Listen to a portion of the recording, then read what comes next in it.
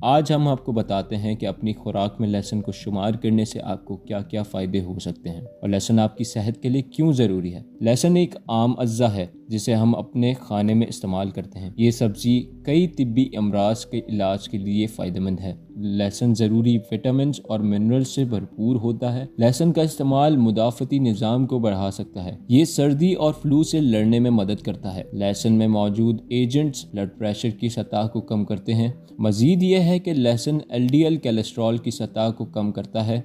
ये दिल की बीमारियों जैसे हार्ट अटैक या फालिश के खतरे को कम करता है। लहसुन आपके खाने पकाने में भी इस्तेमाल होता है। लहसुन एक शानदार एंटीऑक्सीडेंट्स का हामिल है। लहसुन का रोज़ाना इस्तेमाल आपको अल्जाइमर की बीमारियों से बचाता है।